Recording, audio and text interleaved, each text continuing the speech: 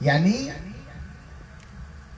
इस संसार में ऐसी कोई भी वस्तु नहीं है जो हमेशा एक रस रहने वाली हो, एक जैसी रहने वाली।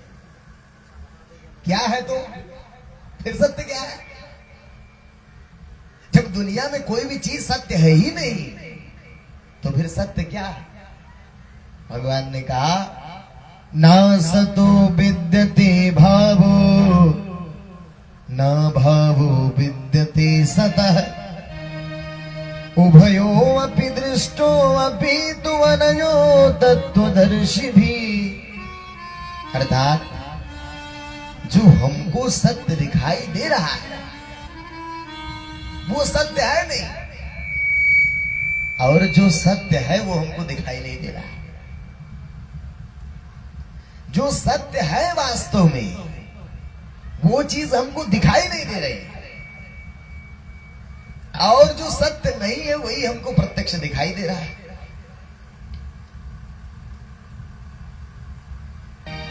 भगवान ने कहा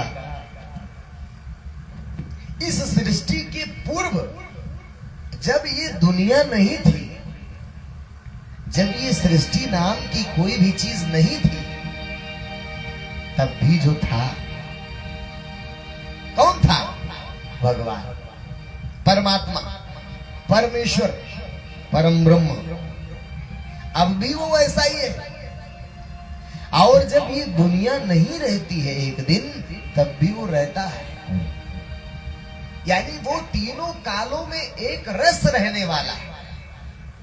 इसलिए वास्तव में सत्य कौन है? भगवान। तो वो सत्य, उस भगवान का संग, वो भगवान क्या है? वो कौन है?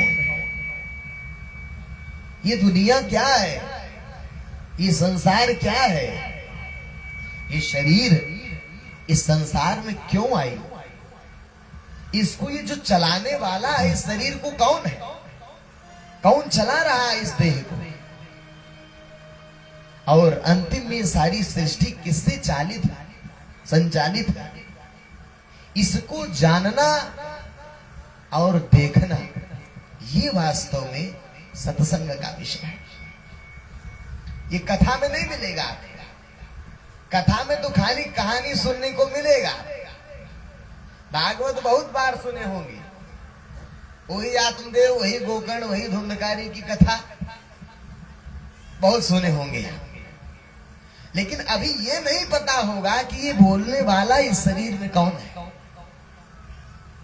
इसमें जो बोल रहा है कौन है, आत्मा क्या होती है, परमात्मा क्या होता है, जीव क्या है, माया क्या है, संसार क्या है, धर्म क्या है, आध्यात्म क्या है, योग क्या है, ज्ञान क्या है। इन सब विषय वस्तुओं का यथार्थ ज्ञान सत्संग कहलाता है। तो बहुत ही भाग्यशाली आप लोग हैं कि आपके यहां लवकुश जी के माध्यम से 7 दिवसीय सत्संग कार्यक्रम का आयोजन किया गया। आज इसका प्रथम दिन है। थोड़ा विलंब भी हो गया, शायद लोगों को पूर्व सूचना भी नहीं है। पहले दिन तो थोड़ा हो ही जाता है, इसलिए संख्या भी कम दिखाई दे रही है आप लोगों की। तो देखिए, सत्संग बहुत डिस्टर्ब कर रहा है आपका माइक भाई, मिला नहीं पाए भी इसको।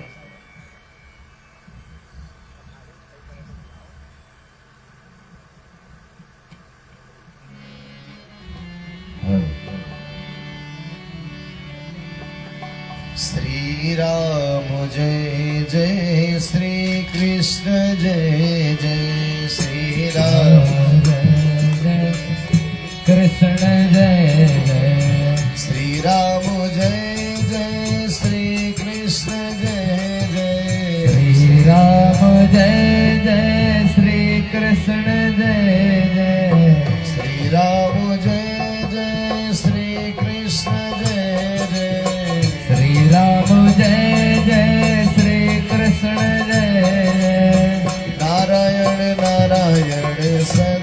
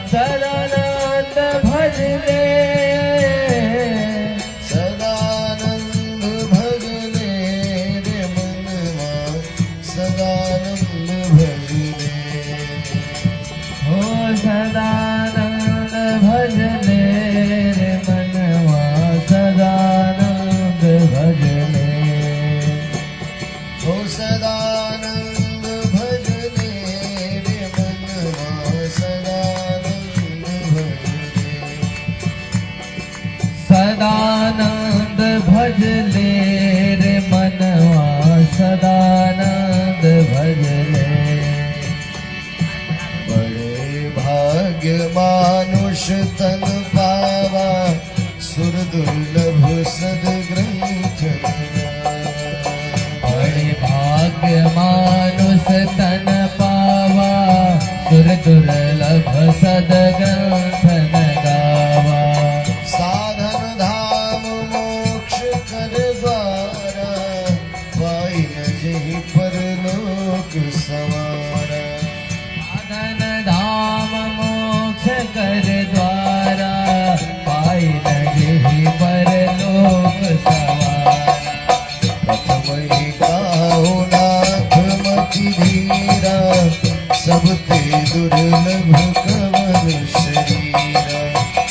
मही कहु नाथ मति धीरा सब ते दुर्लभ कवन शरीरा।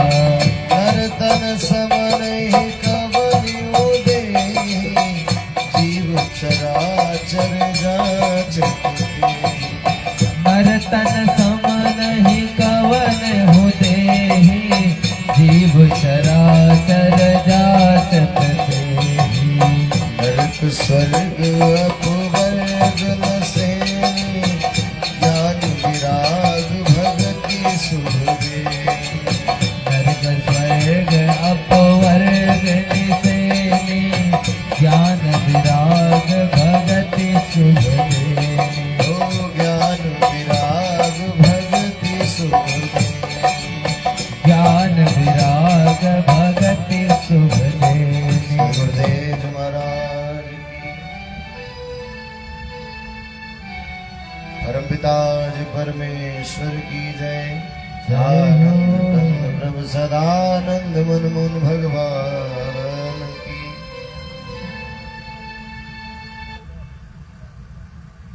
इस बात को सारे शास्त्रों ने कहा।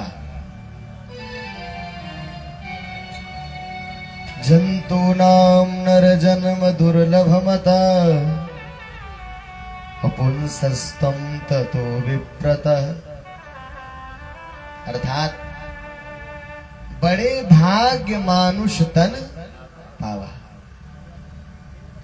भगवान ने बहुत ही कृपा करके हमको आपको क्या दिया है?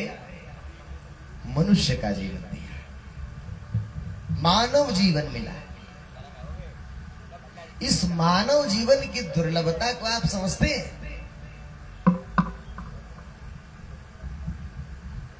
मनुष्य शरीर हमको आपको जो मिला है,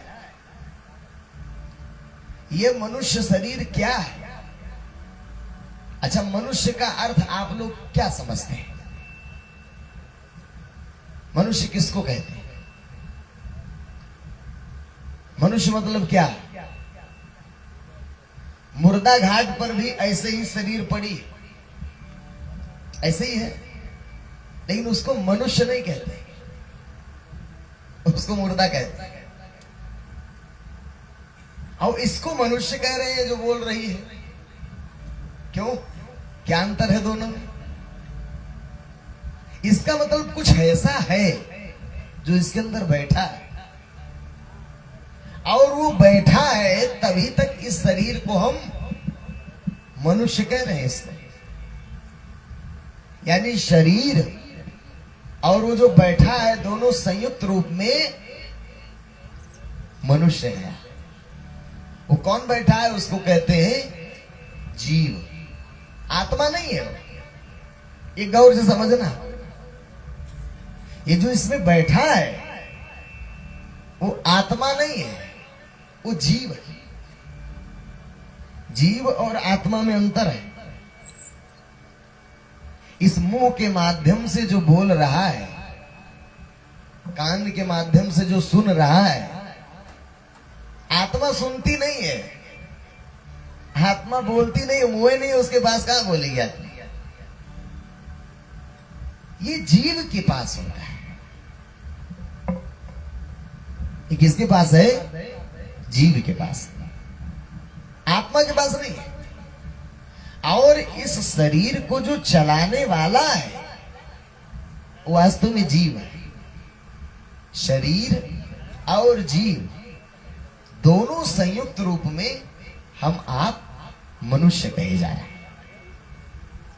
यदि जीव निकल जाएगा ना, तब इस शरीर को क्या कहने लगेंगे? मुर्दा, मृतक, डेड बॉडी।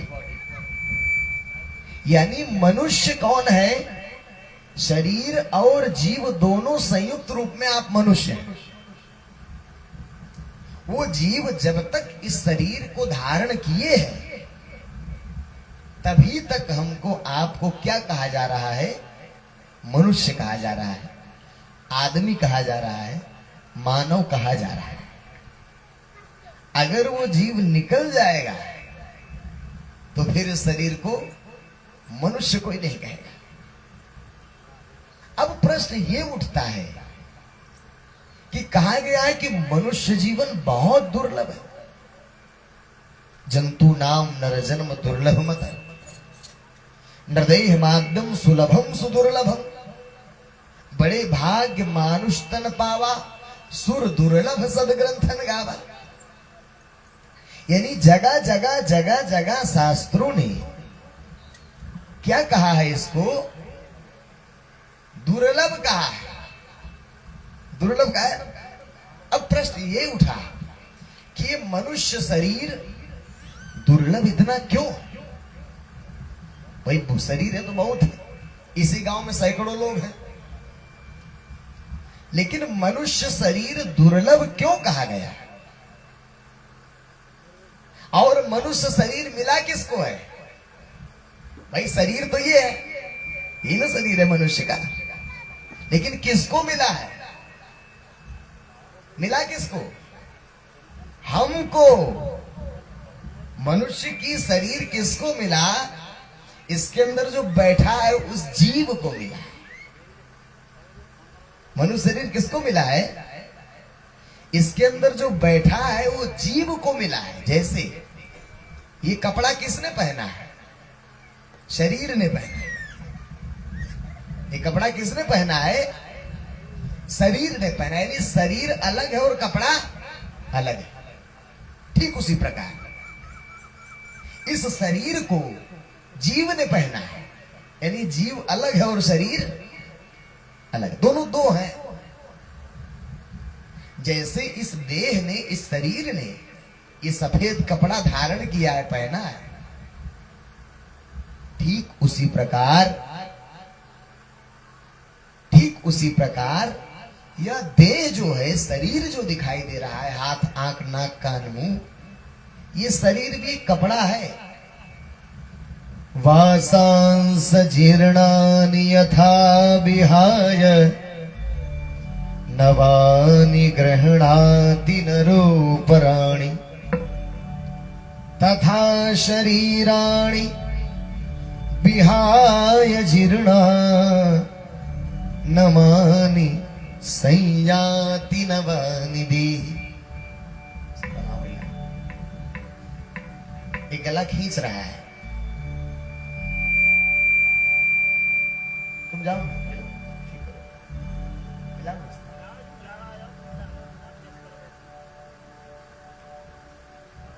ऐसे 2 घंटा में नहीं चल पाएगा, गले बैठ जाएगा। यानी भगवान कृष्ण ने क्या कहा गीता में? वासांस जीर्णानि यथा विहाय नवानि गृह्णाति नरोपराणि तथा शरीराणि विहाय जीर्णा नवानि संयाति नवानि देहि। जिस प्रकार हमारा कपड़ा पुराना हो जाता है तो हम कपड़ा उतार कर फेंक देते हैं, दूसरा नया कपड़ा। ठीक उसी प्रकार यह जो जीव है, जो इस देह में बैठा है, यह जो जीवात्मा है जो इस देह में बैठा है, उस जीवात्मा को यह शरीर प्राप्त हुआ है। गौर से समझना आप लोग, इस जीवात्मा को यह देह मिला है। शरीरें और भी हैं, गाय के पास भी शरीर है, कुत्ते के पास भी शरीर है, चींटी के पास भी शरीर है, हाथी के पास भी शरीर है, मच्छर के पास भी शरीर है, मक्खी के पास भी शरीर है। लेकिन हम आपको वो शरीर नहीं मिला, मनुष्य का शरीर मिला। किसको मिला? हम जीव को मिला, हमको मिला। हम माने ये हम नहीं है, ये हम नहीं है, ये तो शरीर है। वो हम जो बोल रहा है ना, वो जीव है, शरीर नहीं है। तो उस जीव को यह मनुष्य का देह प्राप्त हुआ। ये बात समझ में आई आपको? मनुष्य का देह हम जीवात्मा को मिला है। किसने दिया? भगवान ने कृपा करके दिया। कबहू करी करुणा नर देहि और देत ईस बिनु हेतु स्नेह। यानी मनुष्य शरीर कब मिलता है, ये भी देखो। कब मिलता है मनुष्य का शरीर? जब ये जीवात्मा जो इसके अंदर बैठा है, ये बार बार जन्मता मरता, जन्मता मरता, जन्मता मरता, ऐसे ऐसे 83,99,999 बार जब मृत्यु होती है, तब जाकर के 84,00,000 शरीर मनुष्य का देह मिलता है। आप लोग इसको साधारण मत समझे, आसानी से नहीं प्राप्त हुआ है। आदि शंकराचार्य जी कहते, पुनरपि जननम पुनरपि मरणम और पुनरपि जननी जठरे शयनम। तुम बार बार जन्मे हो, बार बार मरे हो, और अभी भी मरना है तुमको, अभी भी मरना है। इस मौत से बचने के लिए ही तो मनुष्य जीवन मिला था कि कुछ ऐसा काम करो कि दोबारा मरना ना पड़े। क्योंकि जन्म और मृत्यु दोनों में भीषण यातना है, भयंकर कष्ट है। तो मनुष्य का देह किसको मिला? लवकुश जी, किसको मिला? मनुष्य का शरीर किसको मिला? हम जीव को मिला। और कब मिला?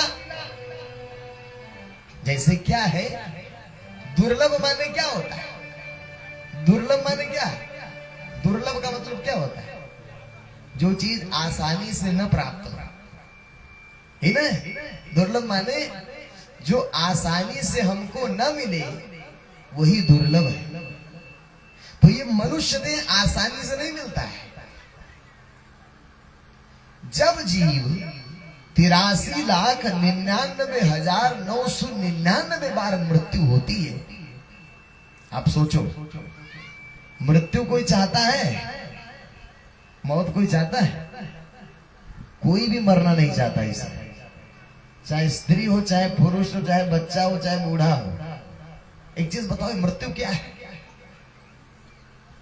ऐसी मौत है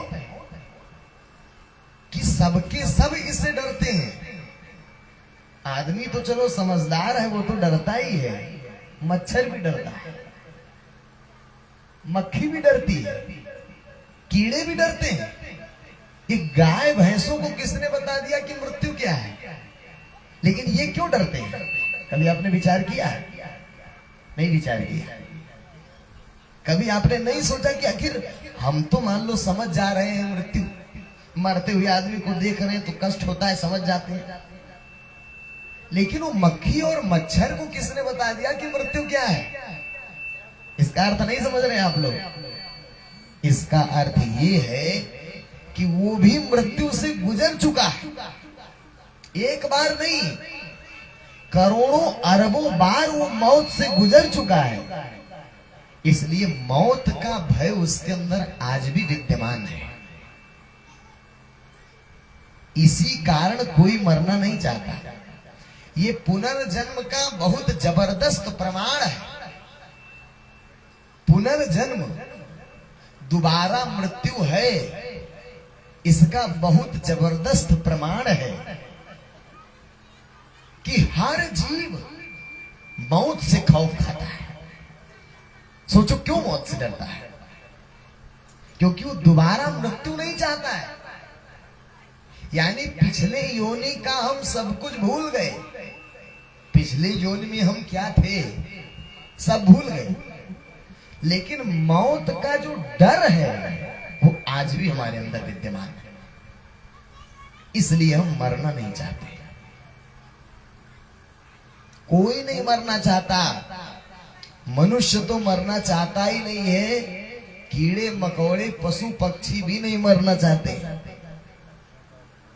और सोचो आप, लेकिन ऐसे एक बार नहीं मरना पड़ेगा। एक ही सर्किल में 84 लाख बार मरना पड़ेगा। ये नियम है प्रकृति का। इसको आप बदल नहीं सकते। आप इसको बदल नहीं सकते। और आपका जो बस है वो मनुष्य जीवन में खाली है। अगर ये शरीर छूट गई, उसके बाद कोई बस चलने को नहीं है आपका। फिर तो ऑटोमेटिक मशीन की तरह चलेंगे आप। क्योंकि पशु पक्षियों को मोक्ष का अधिकार ही नहीं मिला है। उनको तो मरना है, जन्मना है, मरना है, जन्मना है। आहार निद्रा भय और मैथुन ये चार ही काम करते हैं। खाते हैं, सोते हैं, भयभीत रहते हैं और बच्चा पैदा करते हैं। और यही काम मनुष्य भी कर रहा है। यही काम कर रहे हैं ना। आहार, खाना, निंद्रा, सोना, भय माने डर और मैथुन माने बच्चा पैदा कर रहे हैं। तो पशुओं वाला काम तो आप कर रहे हैं। आहार निद्रा भय मैथुनम च सामान्य में तत्पशुभिर्नराणाम् ज्ञानेन एको अधिको विशेषो अज्ञान विहीन नर पशु भी समाना। अगर मनुष्य में और पशु में इतने तो अंतर था, ज्ञान का अंतर था बस। ज्ञान माने ये शरीर हमको क्यों मिला। पशु को नहीं पता है, उसको तो ये भी नहीं पता हमको क्या खाना चाहिए क्या नहीं खाना चाहिए। प्लास्टिक भी खा जाता है। लेकिन आपको विवेक प्राप्त है। आप ये जानने के लिए मिला था कि हम कौन हैं। ये देह इस जीवात्मा को क्यों मिला और इस देह को प्राप्त करने के बाद करना क्या चाहिए। लेकिन ये नहीं जाने आप जो पिछली योनि में करते आए हैं, खाना, सोना, बाल बच्चे पैदा करना और डर, इन्हीं चार कामों में आप मनुष्य जीवन को भी लगा दी।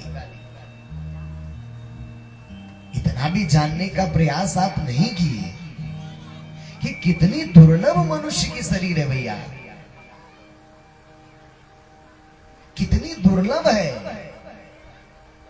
परमात्मा और प्रकृति का एक नियम है, एक सर्किल है, सृष्टि का चक्र है।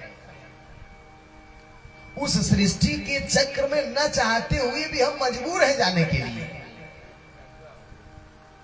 गौर से समझना आपने।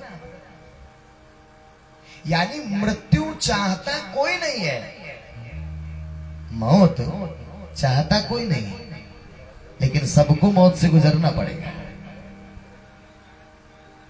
कोई चाहता नहीं है, मृत्यु कोई चाह नहीं रहा है, लेकिन आप काम ऐसा करने में लगे हो कि एक बार नहीं मरना पड़ेगा, एक ही सर्किल में 84 लाख बार मरना पड़ेगा। इसी चक्कर से बचने के लिए तो मनुष्य का जीवन मिला था भैया, जिसको आप व्यर्थ गंवा रहे हैं। इतना भी जानने का प्रयास नहीं कि किस लिए मिला शरीर, व्यर्थ गंवा रहे हैं और इसका प्रतिफल भोगना पड़ेगा। इसका फल भी भोगना है। इसी को भोगने के लिए तो नर्क है। ये नर्क क्या है? इसीलिए मिलता है। मनुष्य जीवन प्राप्त करके भी यदि आप अपने उद्धार का उपाय नहीं किए तो इसी के परिणाम में नर्क है। और नर्क की भीषण यातनाओं को झेलने के पश्चात फिर आपको इस 84 लाख सृष्टि चक्र में घूमना पड़ेगा। यही जीव जो इसके अंदर बैठा है, जब इस देह का समय पूरा हो जाएगा, ये निकल जाएगा शरीर से। और पहली बात, निकलने में ही बहुत कष्ट है। जन्मत मरत दुसह दुख हो। जन्म और मृत्यु दोनों में असहनीय वेदना है। 100 बिच्छू एक साथ डंक मारे, उतनी पीड़ा मौत में एक बार होता है। यानी एक बार जब देह का त्याग करेंगे, शरीर छोड़ेंगे, आप किसी मरते हुए आदमी को देखिए, क्या स्थिति है उसकी। प्राण अवरुद्ध है, शरीर से जीव निकल रहा है, जल्दी निकल नहीं रहा है। यमराज सामने जब मृत्यु की अवस्था आती है ना, तो उसकी सूक्ष्म दृष्टि खुल जाती है। जब यमराज काल दंड लेकर आपके समक्ष उपस्थित होगा, क्या करेंगे उस समय? क्या कर पाएंगे? कुछ नहीं कर सकते। जो करना होगा अभी करना होगा, वो तो अंतिम अवस्था है। और अगर उस समय आप पहुंच गए तब फिर आप पराधीन हो जाएंगे। जबरदस्ती घसीट कर यमराज शरीर से जीव को निकालेगा। निकाल के फिर यमदूतों की यातना, गरुड़ पुराण पढ़िए, कितना भीषण है, भयंकर है। दंड देते हुए यमदूत जब यमालय में लेकर चलते हैं और 13वें दिन जाकर के नरक में पहुंचता है जीव। उसके बाद 27 प्रकार के नरक हैं। रौरो, महारौरो, तामिश्र, अंध्र तामिश्र, कुंभीपात, विषवन, लाल भक्ष, सारवेदन, पुण्य, प्राणारोध, वज्रकंटक, शलमली, असिपत्रवन इत्यादि करके 28 प्रकार के नरक। इन नरक को कौन भोगेगा? यही जीव भोगेगा जो उसके अंदर बैठा है।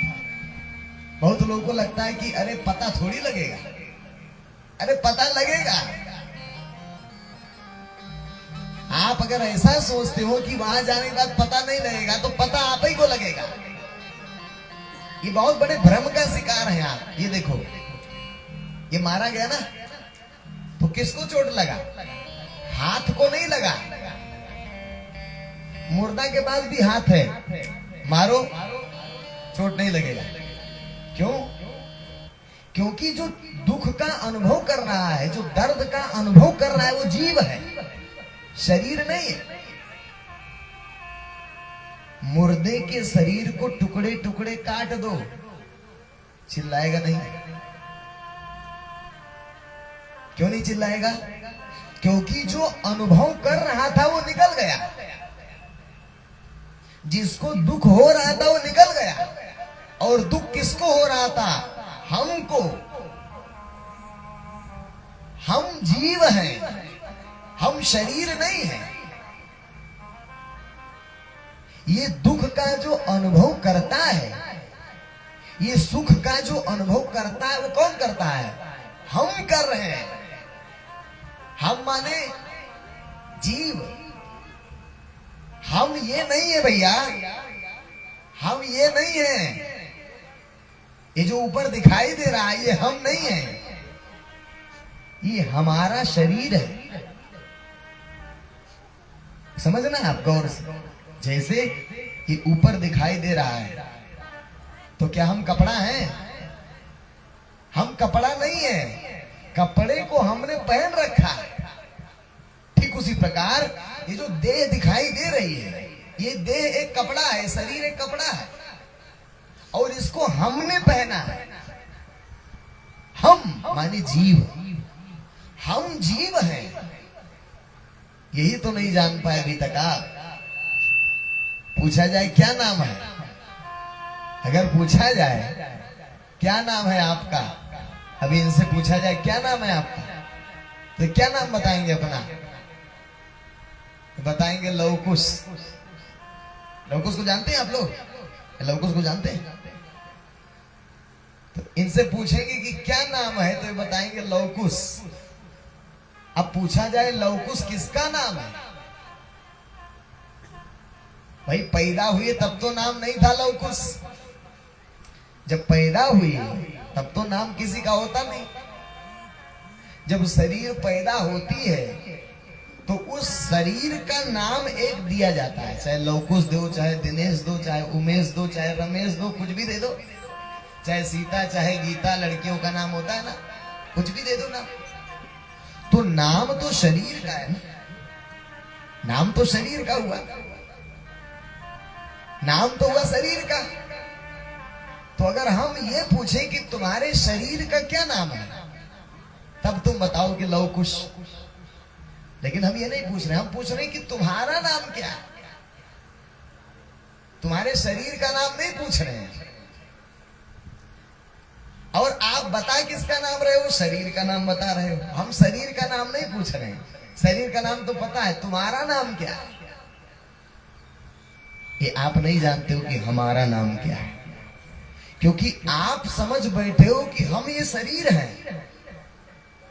जैसे शीशा के सामने जब आप खड़े होते हैं तो आपको लगता है कि यही तो हमारा रूप है, यही तो हम हैं।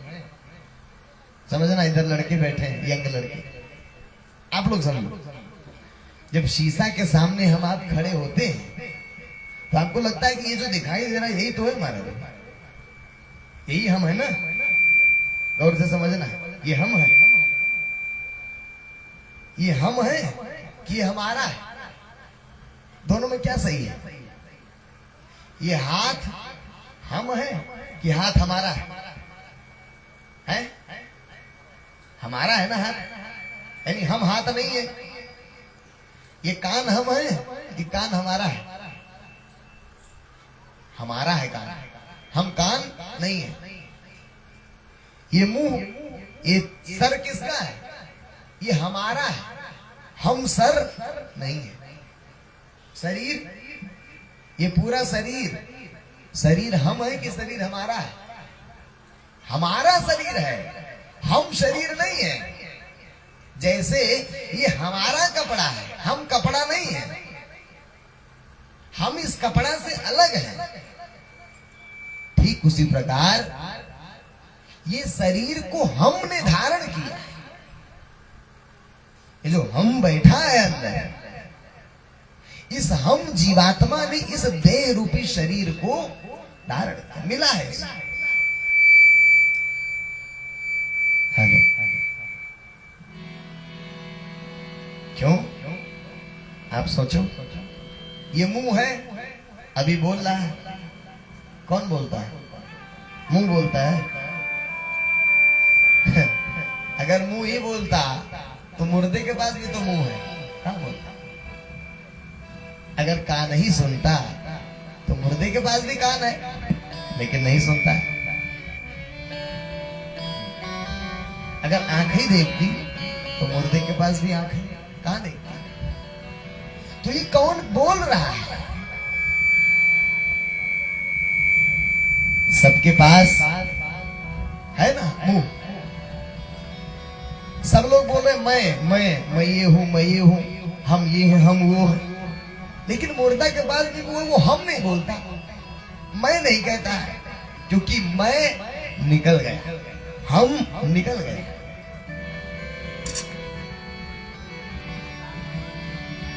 ये मैं की आवाज आती कहाँ से, ये मैं की आवाज आती कहाँ से, ये मैं की आवाज आती कहाँ से, ये मैं की आवाज आती कहाँ से, ये मैं की आवाज आती कहाँ से, ये मैं की आवाज आती कहाँ से, कौन है वहाँ वाणी आती जहाँ से, कौन है वहाँ वाणी आती जहाँ से, कुछ तो बता गए, कुछ तो बता गए, तुझको पता है, तू बोलता या तेरा बोलता है, तू बोलता या तेरा बोलता है, बोलता या तेरा बोलता है, बोलता या तेरा बोलता है।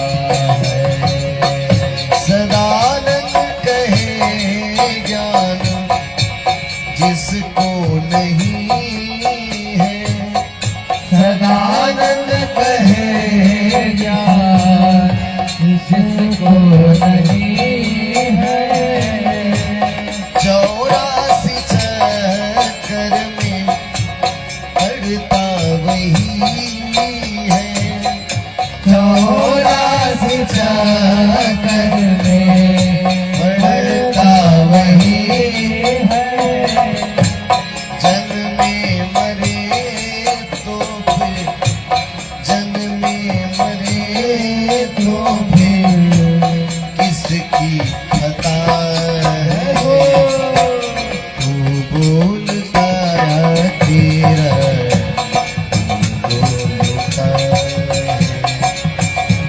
तू बोलता या तेरा बोलता है। बता तेरे मुख को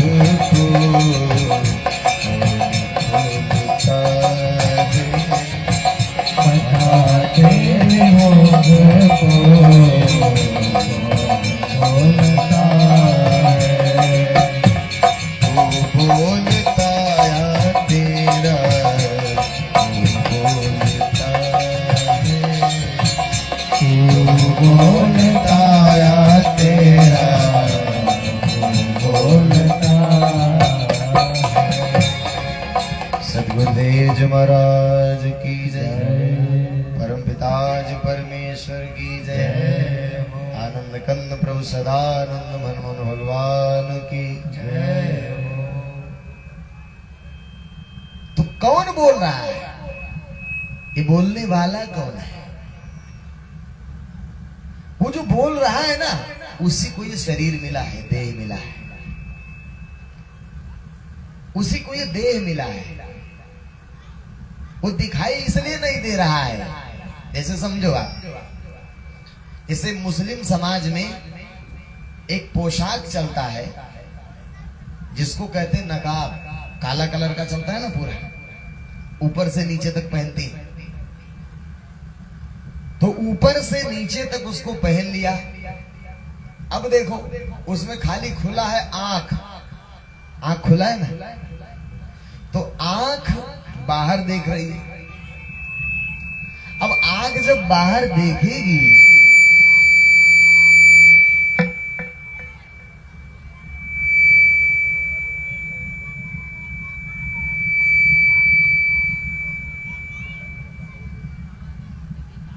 कैसा सेटअप है आपका भैया, बहुत तंग कर रहे हो आज।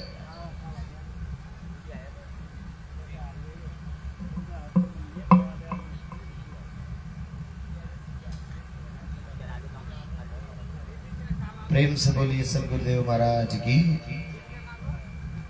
परम पिताजी परमेश्वर की जय हो, आनंद कंद प्रभु सदानंद मनमोहन भगवान की जय हो। तो जब उस पोशाक को पहन लेते हैं महिलाएं, तो उनकी आंख खाली खुली रहती है उसमें। तो आंख तो बाहर देख रही है, आंख बाहर देख रही है। तो बाहर जब भी आंख देखेगी तो क्या दिखाई देगा उसे? बाहर दिखाई देगा काला काला।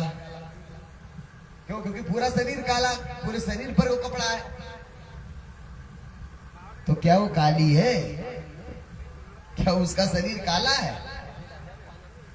वो काला उसका कपड़ा है, वो काली नहीं है। अब अगर वो अपने आप को काला समझ ले तो ये उसकी बेवकूफी है जाएगी नहीं? ठीक उसी प्रकार भाई शरीर तो अंदर है, बाहर से तो कपड़ा दिखाई दे रहा है।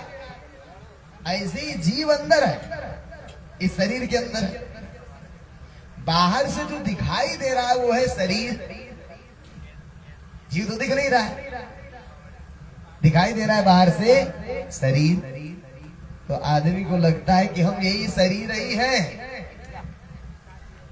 जैसे वो महिला ये सोच ले कि हम काला है, अरे तो वो काली नहीं है, उसका कपड़वा काला। ठीक उसी प्रकार ये जीव बैठा है अंदर, लेकिन आंख के माध्यम से बाहर देख रहा है। तो बाहर देख रहा है तो उसको क्या दिखाई दे रहा है? यही आंख नाक कान मुंह यही दिखाई दे रहा है। तो वो इसी शरीर को अपना रूप समझ लिया कि हम यही हैं, लेकिन वास्तव में हम, और ये भ्रम बुढ़ापे तक रहता है। बाल पक गए, अभी भी नहीं जान पाए कि नहीं हम अलग हैं, शरीर हमको मिला है, अभी जान नहीं पाए। आपको यही लग रहा है कि नहीं यही हम हैं। अब भैया ये हम नहीं हैं, ये हमको मिला है ये शरीर देह, और ये भी इतना दुर्लभ है, इतना दुर्लभ है कि एक बार नहीं मरे हैं आप, 84 लाख बार मरने के बाद जाकर के शरीर मिलता है। कितना दुर्लभ है सोचो। यानी मृत्यु एक बार नहीं चाहिए, एक बार मौत नहीं चाहिए, लेकिन 83,99,999 बार मरना पड़ेगा और उतनी बार जन्मना पड़ेगा, और उतने जन्मने मरने के बाद जाकर मनुष्य शरीर मिला है। अगर जिस लिए ये मिला है, अगर उसमें इसको नहीं लगाए ना तो फिर मरना पड़ेगा। सोचो, इसकी दुर्लभता का आकलन करो कि जिस मौत को आप एक बार नहीं चाहते हैं, ऐसी मौत से एक बार नहीं गुजरना पड़ेगा, लाखों लाख बार एक ही सर्किल में गुजरना है। और नरक की यातना भी हम ही को झेलना है। ये शरीर तो यही रह जाएगी, जैसे कपड़ा यही रह जाता है, फेंक देते। तो ऐसे देह जो है यही छूट जाएगी, लेकिन हम निकल जाएंगे शरीर से। अभी भी हम ही इसको भोग रहे हैं, ये स्वाद हम ही ले रहे हैं, ये दुख हम ही अनुभव कर रहा है। जीव हम ये सुख जीव ही अनुभव कर रहा है। तो जब इस देह से निकलेगा और निकलने के बाद जब नरक जाएगा तो वहां भी आप ही जीवात्मा को भोगना पड़ेगा नरक। और ये भी अपने दिमाग से निकाल दो, अरे किसने देखा है, भूल जाओ आप। अगर आप ये सोच रहे हैं कि किसने देखा है नरक स्वर्ग, तो हम लोग यहां बिना जाने देखे नहीं बोल रहे हैं। हमारे महाराज से जिसका फोटो देख रहे हैं आप, ये जिंदे भेज देते थे, जाओ देखाओ नरक, जाओ स्वर्ग देखाओ, जाओ ब्रह्मलोक चले जाओ, जाओ देवराज इंद्र से जाकर के मिल के आओ, ब्रह्मा जी से मिलाओ, शंकर जी से मिलाओ, भेजते थे। आत्मा का प्रत्यक्ष दर्शन कराते थे कि देखो ये आत्मा है, ये जो बोल रहा है ना शरीर में, इसको इस शरीर से बाहर निकाल कर दिखाते थे कि देखो ये सूक्ष्म शरीर, ये स्थूल है, दिखाते थे। सुनी सुनाई और रटी रटाई बात ग्रंथ पढ़ करके मात्र यहां से बोला नहीं जाएगा। समझ रहे हैं आप लोग? तो ऐसा मत सोचे कि नरक किसने देखा, स्वर्ग किसने देखा, नरक स्वर्ग जो है यही है ना। बहुत लोग कहते हैं कि अरे नरक स्वर्ग सब यही धरती पर है। ये उन बेवकूफों की बात है, उन मूर्खों की बात है जिन्होंने न कभी नरक जाना ना स्वर्ग जाना। आप देखे तो नहीं, इसलिए आप ऐसा कह रहे हैं। जैसे मान लो बहुत चीज आप नहीं देखे हो। अब अमेरिका गए हैं आप? नहीं गए ना, तो क्या अमेरिका नहीं है ना? आप उसको मान रहे हो बिना देखे, देखे नहीं फिर भी मान रहे हो कि अमेरिका। इंग्लैंड गए नहीं हो, लेकिन इंग्लैंड मान रहे हो कि इंग्लैंड है, स्विट्जरलैंड है, पेरिस है, थाईलैंड है, बैंकॉक है, ये सब है, जबकि आप देखे नहीं हो, लेकिन इसको मान रहे हो कि नहीं ये है।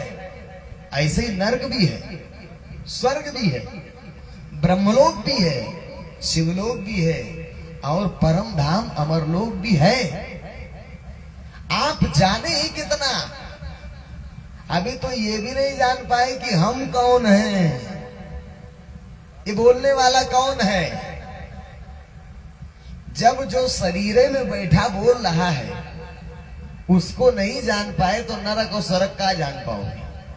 सोचो, जो हमारे साथ है, जिसके रहने से हम बोल रहे हैं, ये बोल रहा है मुंह, ये कान सुन रहा है, वो निकल जाएगा, बोलना बंद कर देगा, शरीर बंद हो जाएगा।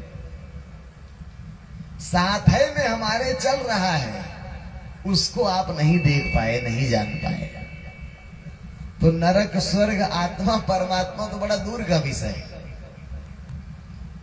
यही जनाने दिखाने के लिए भगवान का अवतार हुआ धरती पर, क्योंकि हम लोग भी कभी आप जैसे थे, आपके समान ही हम लोग थे, कुछ नहीं जानते थे।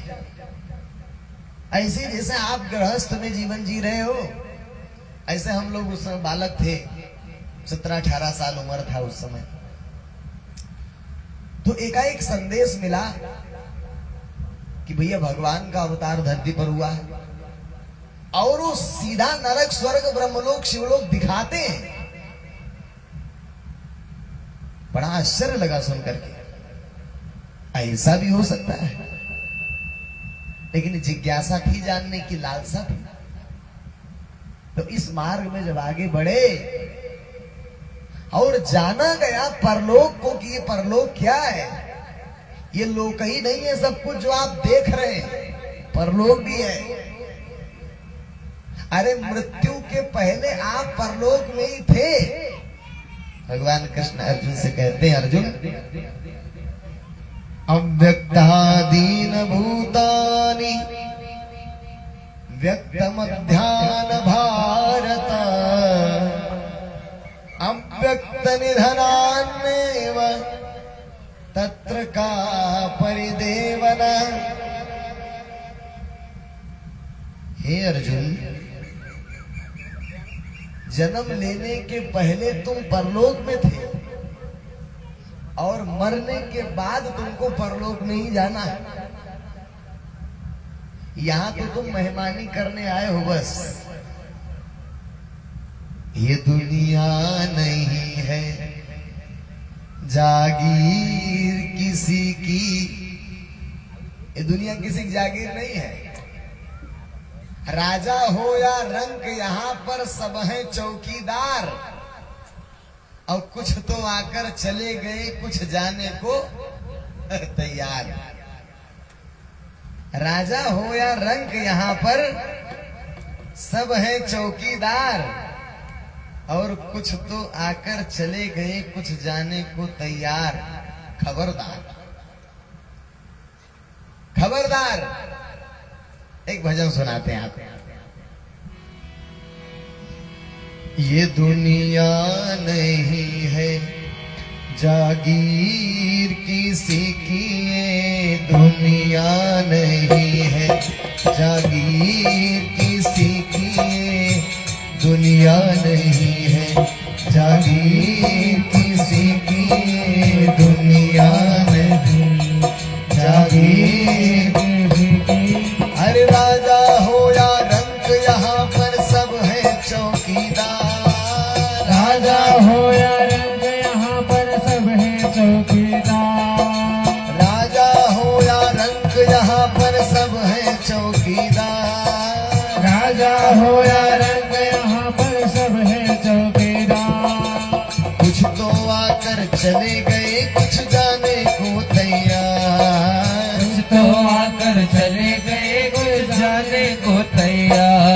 खबरदार खबरदार खबरदार खबरदार खबरदार खबरदार। खबरदार। ये दुनिया नहीं है जागीर किसी की, ये दुनिया नहीं है जागीर किसी की, ये दुनिया नहीं जागीर किसी की। अरे राजा हो या रंक यहाँ पर सब है चौकीदार। राजा हो या रंग यहाँ तो सब है चौकीदार। कुछ तो आकर चले गए कुछ जाने को तैयार। कुछ तो आकर चले गए कुछ जाने को तैयार। खबरदार खबरदार खबरदार खबरदार। ये दुनिया नहीं है जागीर किसी की, ये दुनिया नहीं है जागीर किसी की, दुनिया नहीं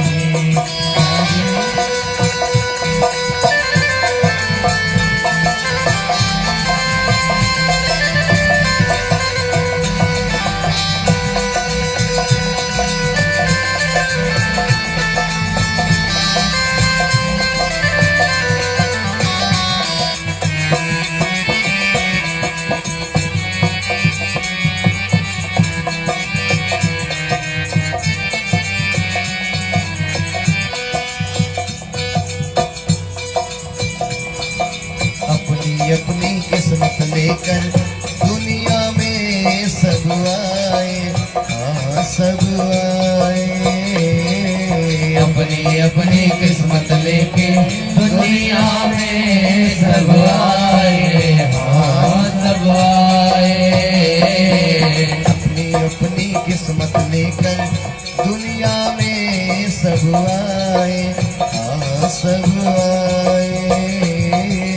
अपनी अपनी किस्मत लेके दुनिया में सब आए, हाँ सब आए। जितने श्वास लिखे हैं जग में वो पूरे कर जाए, हाँ कर जाए। जितने श्वास लिखे हैं उतने वो पूरे कर जाए, हाँ कर जाए। ओ सीधी सादी बात है लेकिन समझे ना संसार। सीधी साधी बात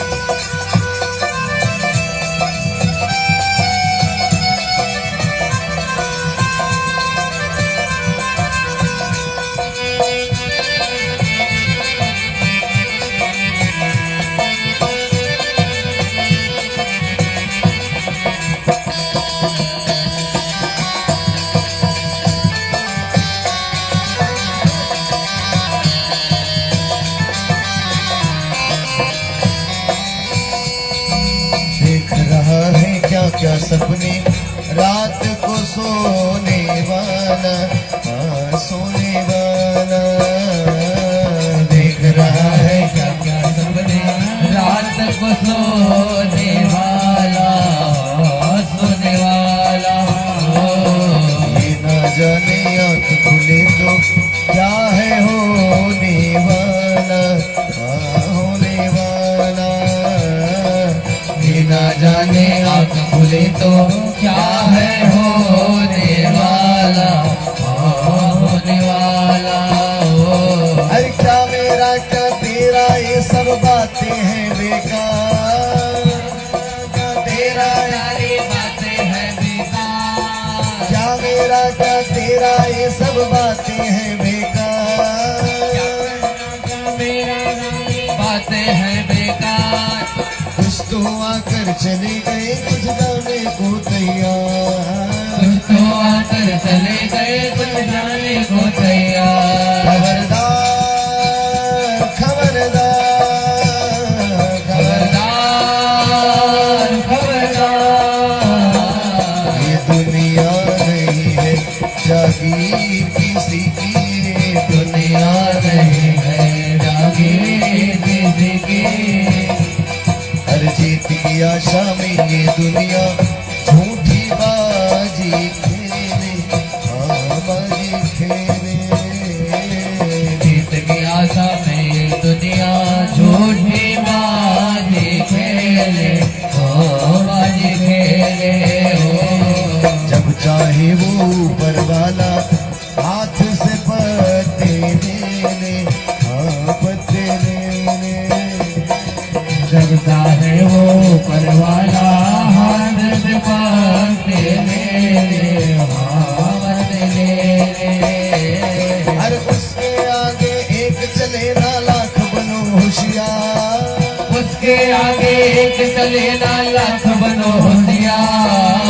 उसके आगे एक चले ना लाख बनो होशियार। उसके आगे एक चले ना लाख बनो होशियार। तो आकर चले गए कुछ जाने को तैयार, कुछ तो आकर चले गए कुछ जाने को तैयार। खबरदार खबरदार खबरदार, खबरदार। ये दुनिया नहीं है जागीर किसी की, ये दुनिया नहीं है जागीर किसी की, दुनिया नहीं है जागीर किसी की। हर राजा हो या रंग यहाँ पर सब है चौकीदार, राजा हो या रंग यहाँ पर सब है चौकीदार। कुछ तो आकर चले गए कुछ जाने को तैयार। उसको आकर चले गए कुछ जाने को तैयार। खबरदार खबरदार, खबरदार, खबरदार।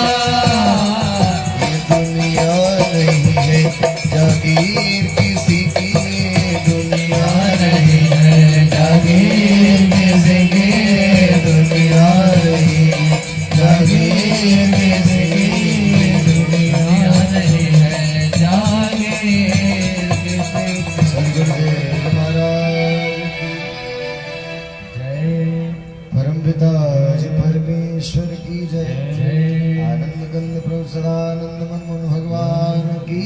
जय। तो भैया चाहे स्त्री हो चाहे पुरुष हो, हम सभी इस संसार में आए हैं कुछ दिन के लिए, हमेशा के लिए नहीं आए। ये शरीर जो मिला है ये हमको मिला है। किसको? हम माने ये हम नहीं है। लोग कहते हैं, देखो लोग कहते हैं हम ये हम है क्या? ये तो छाती है, हम कहाँ? ये तो शरीर है, ये हम नहीं है। एक और समझो आप, हम जो कर रहे हैं आप, ये हम शरीर है, ये तो हम नहीं है, ये शरीर है। हम जो इसके अंदर है वो हम, और उस हमको परमात्मा ने मनुष्य का देह दिया है, और इस देह का एक ही काम है, कुछ ऐसा किया जाए जिससे फिर दोबारा जन्म और मृत्यु के चक्कर में न जाना पड़े। जिस जन्म और मृत्यु से हम लोग गुजरते हुए आए हैं, उसमें दोबारा हमको न जाना पड़े, इसलिए जीवन मिला है मानव को। और जो आप कर रहे हैं, खाना, सोना, बाल बच्चे पैदा करना है, तो पशुओं में भी है। ये पशु के लिए मिला था ये काम जो आप करने में लगे। ज्ञानेन एको अधिको विशेषो ज्ञान विहीन नर पशु भी समान।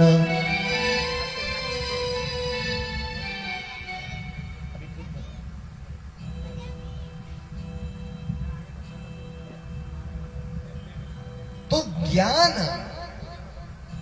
ये विशेष था मनुष्य शरीर के लिए कि तुम ये जानो कि तुम दुनिया में आए किस लिए हो। अरे पत्नी क्या पशु ने नहीं बनाया? यही है, पशु शादी नहीं करता है, लेकिन बाल बच्चे तो पशु भी पैदा कर रहा है और मनुष्य भी वही कर रहा है। फिर क्या अंतर है दोनों? कोई अंतर नहीं। जिस काम को मनुष्य करने में लगा है उसके लिए उसको नहीं मिला था, इसके लिए तो और भी होनी थी। पशु बन जाता, पक्षी बन जाता, कीड़ा बन जाता, मकोड़ा बन जाता, पेड़ पौधे बन जाता है। जाना पड़ेगा इस योनि में। अगर इस शरीर में अपना उद्धार नहीं किया, मनुष्य शरीर में, मनुष्य शरीर खाली उद्धार के लिए मिला था। जैसे चक्र क्या है सृष्टि का, जब जीव इस मनुष्य शरीर को छोड़ेगा, बताते यहां से शुरू करते। ये मनुष्य शरीर से जब जीव निकलेगा तो पहली बात तो निकलने में ही भयंकर कष्ट है, मौत। और क्या है? जीव का हमेशा के लिए इस शरीर से बाहर निकल जाना, इसी को मृत्यु कहते हैं। जीव का इस शरीर से हमेशा के लिए निकल जाना, ये तो मृत्यु है। और मृत्यु थोड़ी कुछ है, लेकिन इसको निकालने में बहुत कष्ट होता है। यमराज इसको जब निकालता है तो भयंकर पीड़ा होती है।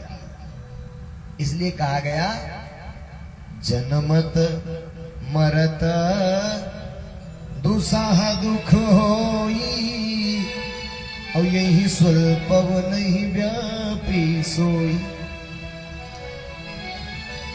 जन्म में भी दर्द होता है और मृत्यु में भी कष्ट होता है। तो जन्म, पहली बात मृत्यु में ही कष्ट होगा। फिर निकला जी, यमराज निकाला, पहुंचा नरक।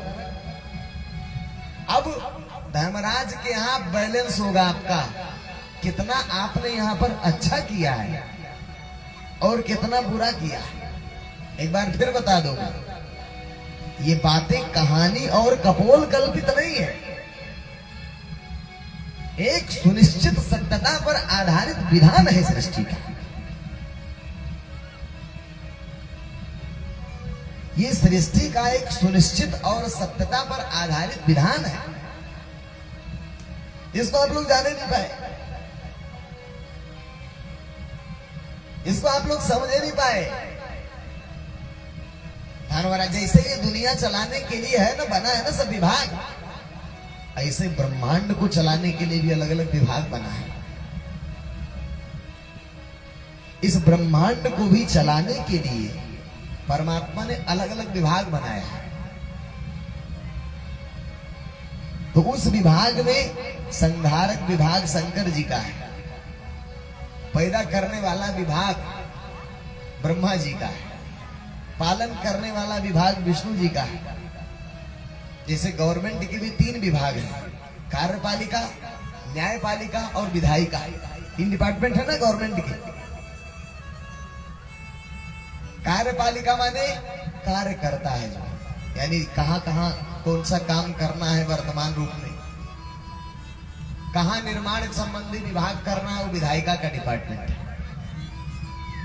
और न्यायपालिका, जज साहब है, न्यायालय है, कोर्ट है, वहां निर्णय होता है सत्य सत्य का, सही गलत का, दंड देती है। ठीक उसी प्रकार इस सृष्टि को पैदा करने के लिए, आदमियों को पैदा करने के लिए, वनस्पतियों को पैदा करने के लिए ब्रह्मा जी को बनाया गया है। ब्रह्मांड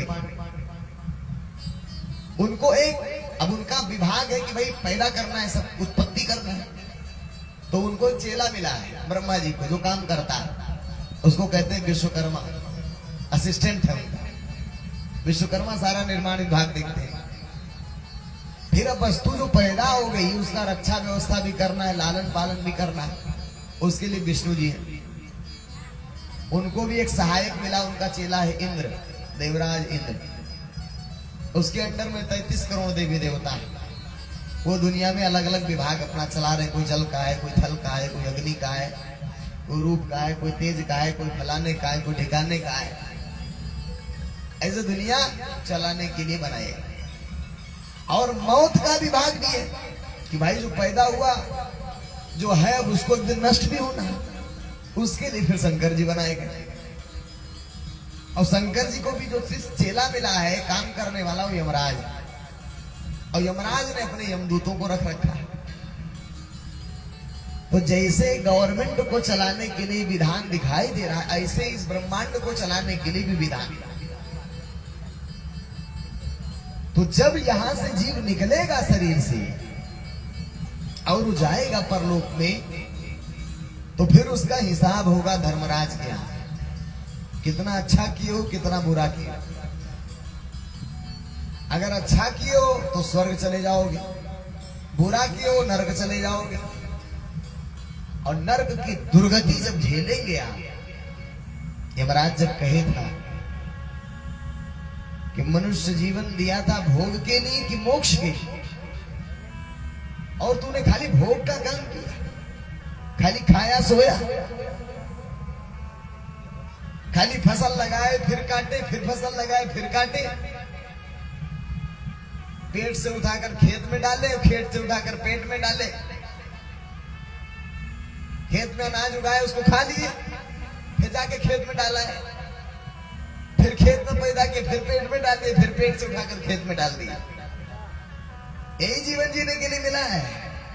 यमराज जब पूछेगा कि अरे भोग तूने किस योनि में नहीं किया, क्या पशु योनि में तुमने भोजन नहीं किया?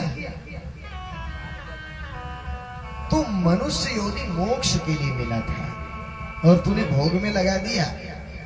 और जो धुनाई कुटाई पिटाई होगी वहां पर, उसको कौन झेलेगा? कौन झेलेगा? मनुष्य नहीं झेलेगा, जीव झेलेगा। मनुष्य तो ही रह जाएगा, ये शरीरिया तो ही रह जाएगी, मनुष्य कहां झेलेगा? मनुष्य तो शरीर और जीव दोनों एक साथ है, तब मनुष्य कहा जा रहा है। जब अलग अलग हो जाएंगे तो उसको जीव कहा जाएगा और इसको मुर्दा कहा जाएगा। तब जीव को झेलना पड़ेगा, यानी हमको।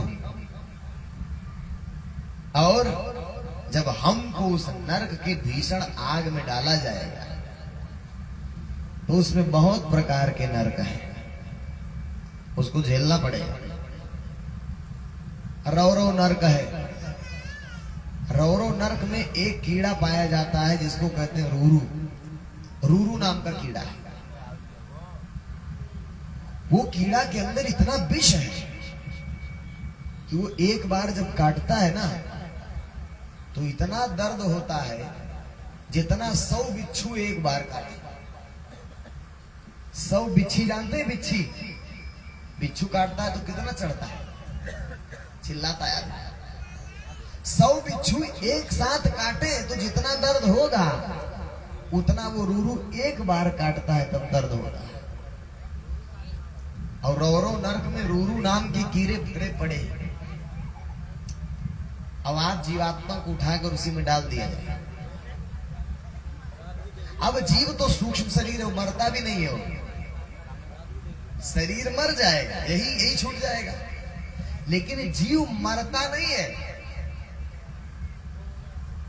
जीव जो है उसकी मृत्यु नहीं होती, वो तो अविनाशी है, लेकिन अनुभूति उसी को होता है।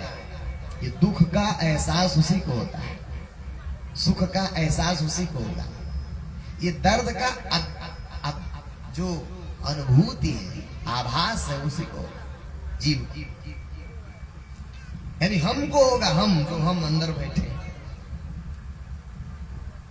तो अब कौन बचाएगा वहां?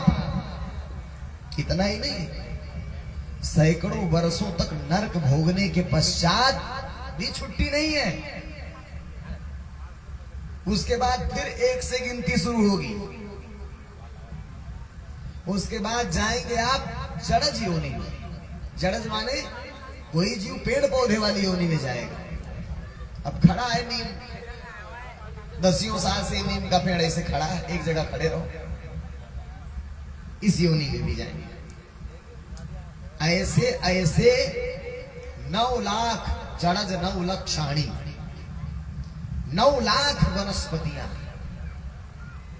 9 लाख योनियों में जाएगा। उसके बाद फिर जड़ योनि से आप ट्रांसफर होंगे अगली योनि में। कौन सी योनि है अगली? अगली योनि है स्वेदज। स्वेदज माने गंदगी से उत्पन्न होने वाले छोटे छोटे कीटाणु विषाणु, उसमें भी यही जीव जाएगा।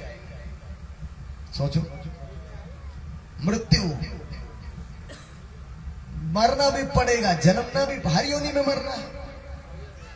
तो पेड़े पौधे में 9 लाख तो पेड़े पौधे हो गए। अब क्रमयोरुद्ध संख्य का कीड़े मकोड़े 11 लाख, उसमें भी जाना पड़ेगा। यानी कीड़े मकोड़े की योनि में भी जाना पड़ेगा, उसमें भी जन्मना है, मरना है, जन्मना मरना है। कितना कष्ट है भैया, इतने पर भी छुट्टी नहीं मिला। फिर अगली योनि ट्रांसफर होगी। अगला है अंडज, अंडे से उत्पन्न होने वाले। अब अंडे से उत्पन्न होने वाले लाखों जंतु, पक्षी राम 10 लाख तो पक्षी है। पक्षी वाली योनि में भी जाना पड़ेगा, उसमें भी मरो जन्मो जन्मो मरो, मरो जन्मो जन्मो मरो, 10 लाख बार। फिर जाकर के अगली पशु योनि मिली, जो सीधा बच्चा पैदा करने वाले। पशु योनि में भी लाखों। ऐसे जब 83,99,999 बार मरेंगे और उतने बार जन्मेंगे, तब जाकर फिर मनुष्य शरीर मिलेगा। कितना दुर्लभ है, कितना दुर्लभ है मनुष्य शरीर, जिसको आप ऐसे ही व्यर्थ में भोग में लगाए हैं। कितना दुर्लभ है। और इस कष्ट को भोगेगा कौन? पति देव भोगेंगे कि लड़का भोगेगा कि बिटिया भोगेगी? कौन भोगेगा? आपको भोगना, आपको भोगना, हमको भोगना है, जीव को भोगना। क्यों मिला मनुष्य शरीर 83 लाख के बाद? भगवान ने देखा कि बेचारा पहले तो नरक झेला, उसके बाद जड़ योनि में गया, हमारे कुत्ते की योनि मिल गई, सड़ गई है गर्दन, गर्दन आधी सड़ गई है। कितना दर्द होगा उसे। कौन कराएगा दवा? कोई कराएगा दवा? पशु है, कीड़े पड़ गए, चिल्ला रहा है, कोई देखने वाला नहीं। कितना कष्ट है इन योनियों में। इतने के पश्चात जब परमात्मा ने देखा कि बार बार जन्म ले रहा है, बार बार मर रहा है, बार बार जन्म ले रहा है, बार बार मर रहा है, तो भगवान ने दया किया अबहुक करी करुणा नर दे और देत ईस बिनु है तुसने। भगवान ने देखा कि ये जीव तो घूम रहा है, बहुत तकलीफ पा रहा है, चलो एक मौका दे देते हैं इसे। तो प्रकृति से परमात्मा ने कहा कि इसको मनुष्य शरीर दे दो, तब मिला है मनुष्य शरीर। करुणा करके भगवान ने जब इसके कष्ट को देखा तब मनुष्य का देह दिया, और मनुष्य देह प्राप्त हमको हुई तो हमको आपको यही बताने वाला कोई नहीं मिला कि मनुष्य शरीर किस लिए मिला। हमारे जो माँ बाप थे उन्होंने भी यही बताया, बड़े हो जाओ, थोड़ा पढ़ लो लिख लो, आगे पढ़ोगे नहीं तो नौकरी कैसे मिलेगा, नौकरी नहीं मिलेगा तो शादी नहीं होगी तुम्हारी, शादी नहीं होगी तो कमाओगे खाओगे कहां से, नौकरी चाकरी नहीं मिलेगा। तो ये पढ़ाया गया हमको मनुष्य जीवन नहीं बताया गया, क्योंकि माता पिता खुद नहीं जानते थे, उनको खुद नहीं पता था। तो उन्होंने आपको ये बताया, अब आप भी इसी अंधी दौड़ में लग गए, फिजिक्स केमिस्ट्री मैथमेटिक्स बायोलॉजी, यही पढ़ने में आपने अपना जीवन खत्म कर दिया। बड़े हुए एक शादी हो गई, अब उस पत्नी से मोह, लड़की की शादी एक लड़का से हो गया, उस लड़के से मोह, फिर 2-4 बाल बच्चे पैदा हो गए। यानी जिस लिए मनुष्य जीवन भगवान ने कृपा करके दिया था उसको उसमें तो लगाए नहीं। जैसे कि हमारे बाबा जी कहे कि भाई आधार लड़का है और लड़के आधारे खत्म कर रहे हैं आप। अरे बाबा, वस्तु जिस लिए मिला है उसमें उसको लगाना है, उद्देश्य लड़का पैदा करना नहीं था। हर एक विषय वस्तु का एक निश्चित प्रयोजन है भैया, समझो। जो चीज जिस लिए बना है उसमें लगाओगे तब ना बात बनेगी। ये फोन है, किस लिए बना है? बात के लिए, मोबाइल से बात किया जाए, इंटरनेट चलाया जाए। और इसको ले जाकर गोबर में फेंक दो आप, तो इसका कोई प्रयोजन है? कोई मतलब है इसका? कोई मतलब नहीं। जब गोबरे में डाल देना उठाकर, क्योंकि गोबर में डालने के लिए नहीं मिला है, ये मिट्टी में डालने के लिए नहीं मिला है, ये बातचीत करने के लिए मिला है। तो ऐसे मनुष्य जीवन है, ये भोग व्यसन बाल बच्चा बीवी बच्चा नौकरी चाकरी के लिए नहीं मिला था। ये तो नहीं जाने आप मानव जीवन। मानव जीवन परमात्मा ने दिया था कि तुम मोक्ष की प्राप्ति करो। अरे लड़का किस योनि में नहीं पैदा किया? सांड थे तब बछड़ा पैदा किए, भैंसा थे तब पड़वा पैदा किए, है कि नहीं है? हर योनि में तो आपने बाल बच्चा बनाया है। तो मनुष्य योनि बाल बच्चा के लिए नहीं था, मोक्ष के लिए मिला था कि कुछ ऐसा तुम काम करो कि दोबारा तुमको जन्म और मृत्यु के इस दूसरा चक्र में न जाना पड़े। लेकिन हमारे अज्ञानी माँ बाप ने हमको उठाकर किसी लड़की से बांध दिया, लड़की को उठाकर किसी लड़के से बांध दिया और कहा कि बस यही जीवन है तुम्हारा। ये कह दिया कि बस यही जीवन है, यानी जीव को नरक जाने की व्यवस्था तैयार कर दी गई। सारे शास्त्रों ने कहा मनुष्य शरीर दुर्लभ है। गरुड़ जी ने कहा, काकभूषण जी ने कहा कि नर तन जो मिला है मनुष्य शरीर, सो तन धरि हरि भजई न जे नर, हो ही विषय रति मंद मंद।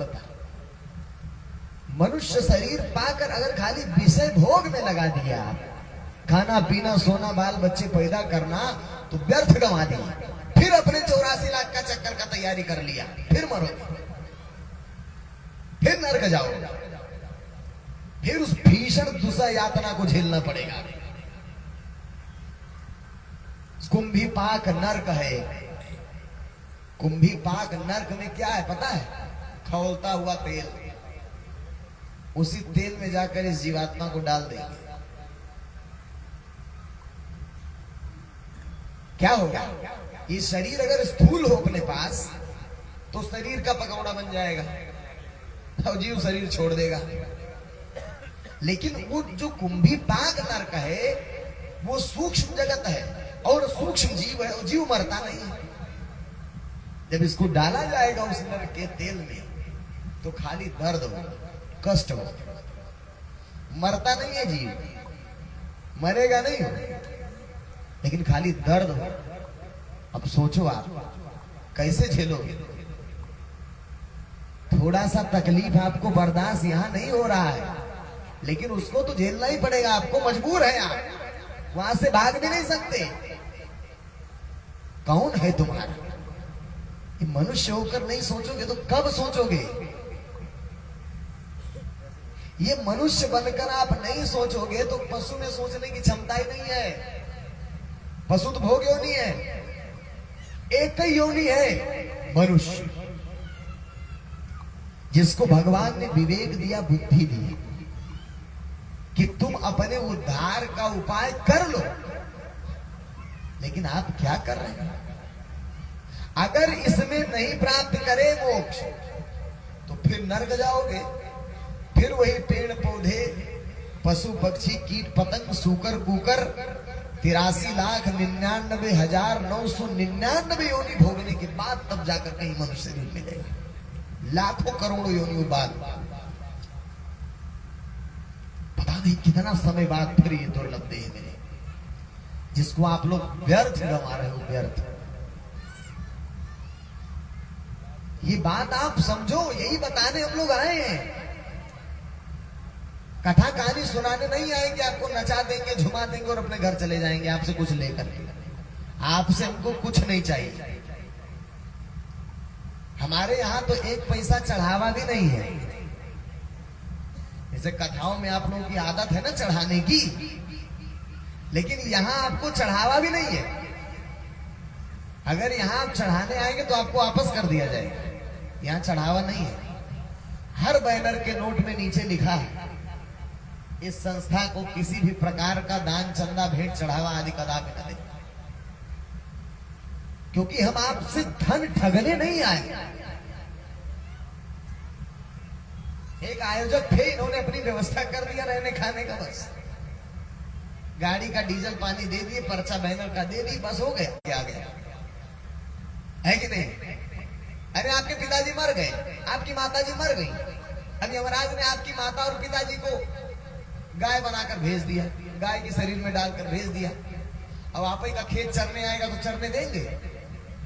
हैं? आप ही के पिताजी थे, यमराज ने कुत्ता बनाकर भेज दिया, शरीर कुत्ते की दे दी, वही पिताजी वाली जीवात्मा है। अब घर में रोटी खाएंगे, खाने देंगे? बना रहे हो आप रोटी, कुत्ता लेकर रोटी भगे और पीछे डंडा लेकर कूदेंगे उसकी। और हैं आपके पिताजी, हो सकता है आपके पिताजी हो, क्या पता। जब सृष्टि चक्र चल ही रहा है, पता नहीं कितनी बार तुम पिता बने हो, पता नहीं कितनी बार किसी पुत्र बने हो। यही तो कहा, अर्जुन को जब बहुत मोह हो गया अभिमन्यु से, अभिमन्यु को मार दिया, अर्जुन मोह में व्याकुल हो गया। भगवान कृष्ण ने कहा, अर्जुन बताओ तुमको मोह हो रहा है, चलो मिलाते हैं लड़के से तुम्हारे। गए तो लड़का गेंद खेल रहा था स्वर्ग में, बॉल खेल रहा था, स्वर्ग में था, वीर गति को प्राप्त हुआ था। तो अर्जुन जा करके उसको चिपटा लिए, बेटा। कहा, कौन बेटा?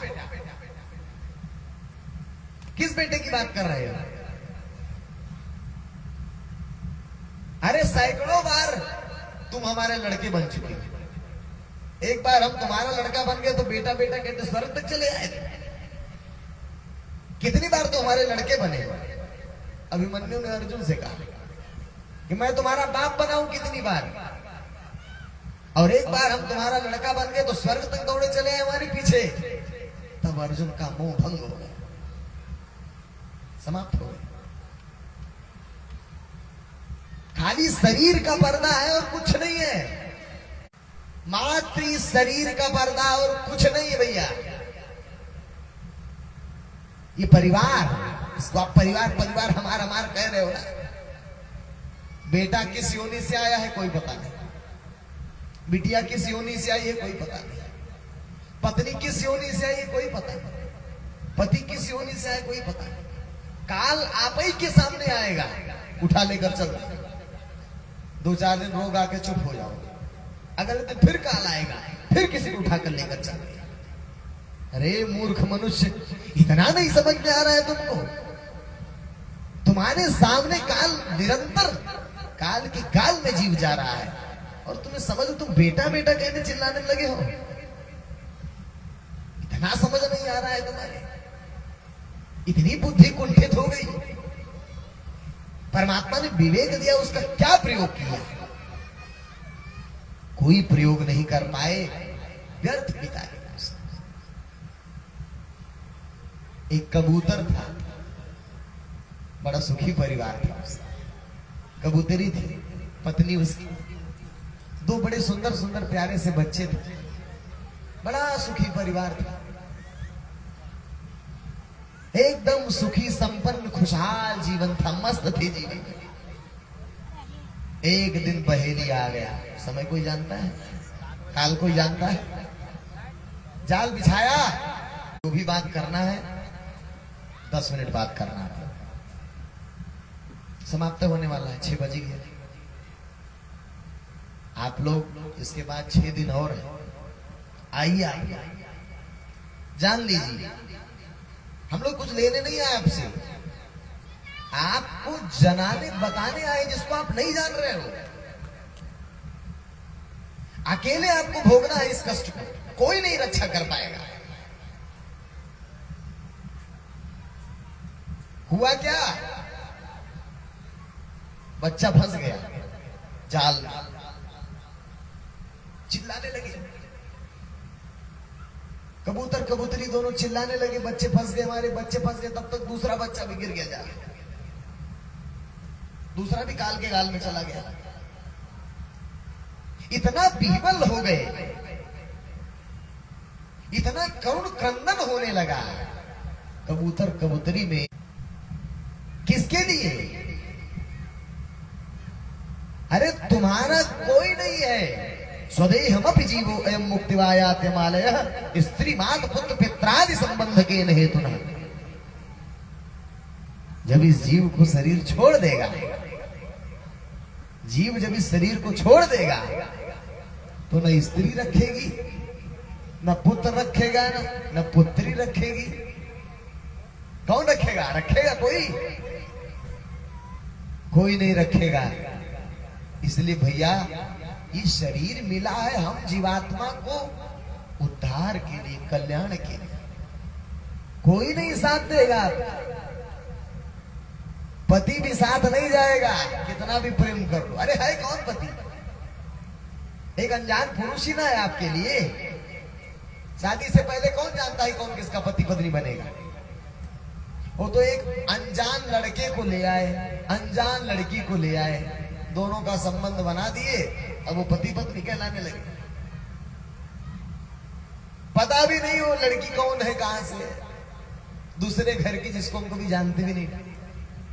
पता नहीं कौन सा लड़का जिसको हम कभी जानते भी नहीं थे, अजनबी लड़के को लाकर संबंध जोड़ दिए, पति पत्नी हो गए।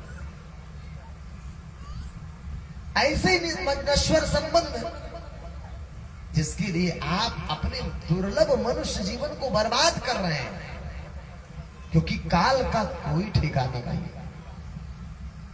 क्षण भंगुर जीवन की कलिका,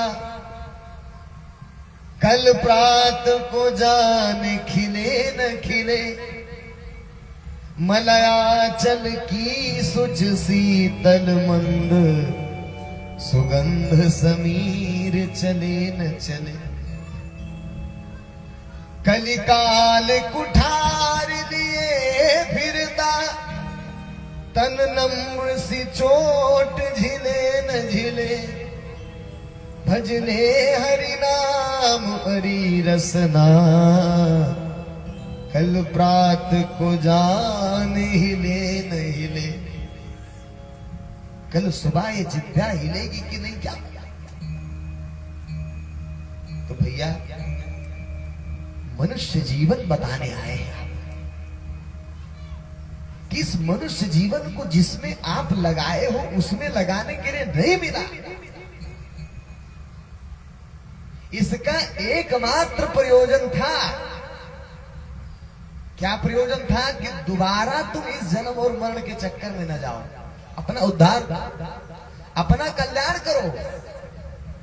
क्योंकि जिस योनि में जाओगे उसमें मिल जाएंगे तुमको लड़के बच्चे, हर योनि मिल जाएंगे, लड़के बच्चे तो हर योनि मिलते हैं। लेकिन भैया मनुष्य जीवन लड़के बच्चे पैदा करने के लिए नहीं मिला। आप सृष्टि का ठेका नहीं लिए हो कि अरे हम लड़कवा नहीं पैदा करेंगे तो सृष्टियां कैसे चलेगी। बताओ, बहुत लोगों को यही चिंता है, जैसे लग रहा है पूरी सृष्टि वही चला रहे हैं। बहुत लोगों को यही चिंता, कहते हैं, बहुत लोग प्रश्न करते हैं, महाराज सब साधु हो जाएंगे तो बताओ फिर सृष्टि कैसे चलेगी। अरे तो सृष्टि आप ही चला रहे हो का?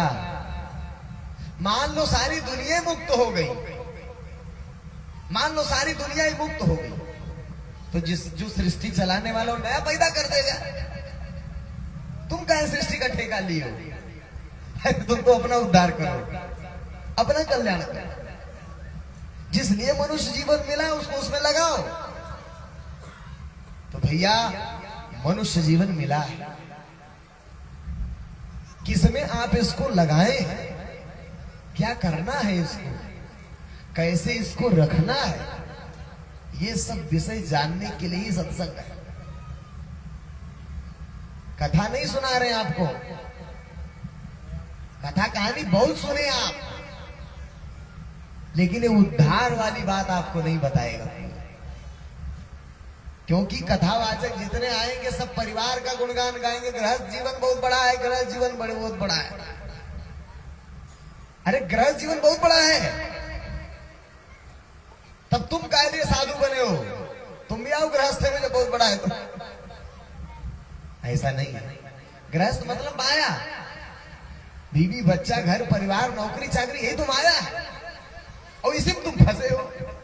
तुम्हें यही अच्छा लग रहा है। कथावाचक महोदय भी आई यही बता दी कि गृहस्थ में रहो, बस दान देते रहो, हमको मुक्त हो जाओगे। अरे 84 में तुम भी जाओगे, कथावाचक भी जाएगा 84 में, तुम भी जाओगे 84 में, वो भी जाएगा, दोनों के दोनों जाओगे। माया को मोक्ष देने का अधिकार है।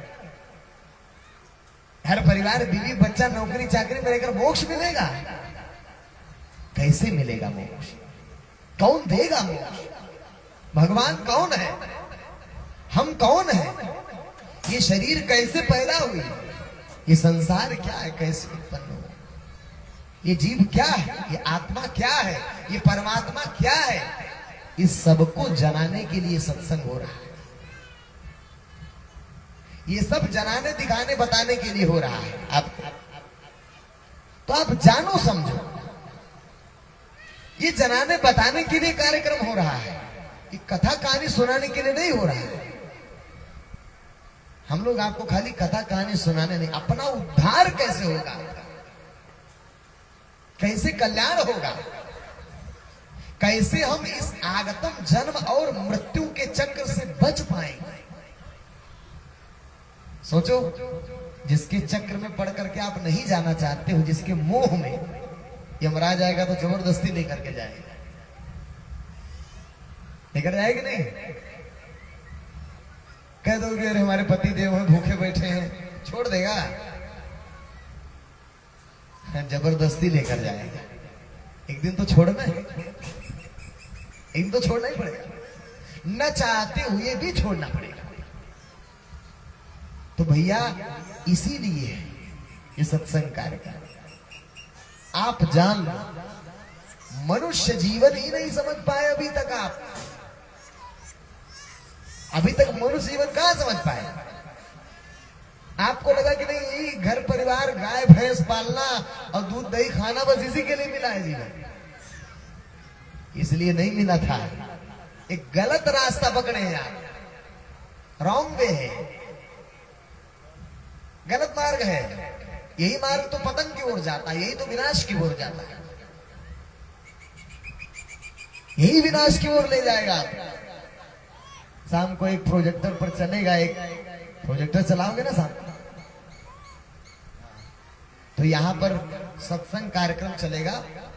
महाराज श्री जो है प्रोजेक्टर पर उनका चलेगा सत्संग कार्यक्रम, टीवी पर प्रोजेक्टर लगेगा यहाँ, तो आप लोग उसको सुनने आइए। कितने बजे चलवाया जाए, कितने बजे चलवाया जाए कि आप लोग आ पाएंगे? टाइम बताइए। देखिए कार्यक्रम आप ही लोगों के लिए हो रहा है, आप ही लोग टाइम नहीं दे पाएंगे तो फिर क्या मतलब। रात को आप लोग आ पाएंगे 8-9 बजे? नहीं आ पाएंगे,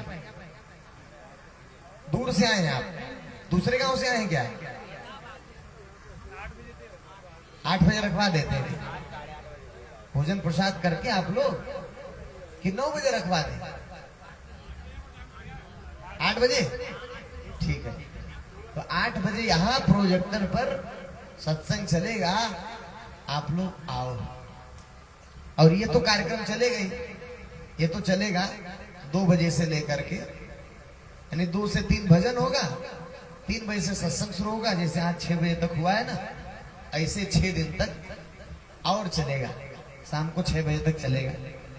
अभी आरती होगा, एक भजन गा लें, उसके बाद आरती होगा, प्रसाद बटेगा, आप लोग प्रसाद लेकर के ही अपने घर को जाइएगा, फिर खाइएगा पीजिएगा, फिर 8 सवा 8 बजे आप लोग फिर यहाँ पर प्रोजेक्टर चलेगा, उसको सुनने आ जाएगा।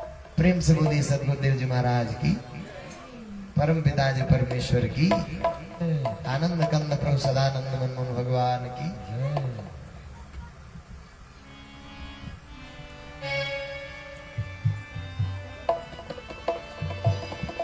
परम प्रभु की है वाणी।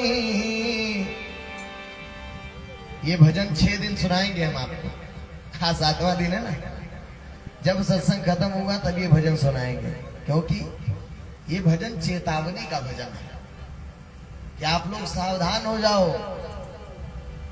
युग बदल गया है, कलयुग खत्म हो गया है, सतयुग आ गया है। कलयुग नहीं है, ये भी रहस्य किसी दिन खोला जाएगा। सतयुग शुरू हो गया। परम प्रभु की है यह वाणी, जल्द ही सतयुग छाएगा और सतपुरुषों का राज बनेगा, पापी नहीं बच पाएगा। अब धरती पापियों से खाली होने जा रही है। देख लो आप, वैश्विक स्थिति देख लीजिए, विदेशों में मार काट मचा है, युद्ध चल रहे बड़े बड़े। जिस दिन परमाणु गिरने लगा ना, सांस लेना दूभर हो जाएगा, सांस। लाखों लोग, करोड़ों लोग मारे जाएंगे एक साथ। इसलिए सचेत हो जाओ, सत्य की डोरी जो पकड़ेगा वही यहां रह पाएगा। परम प्रभु की है वाणी, जल्द ही सतयुग छाए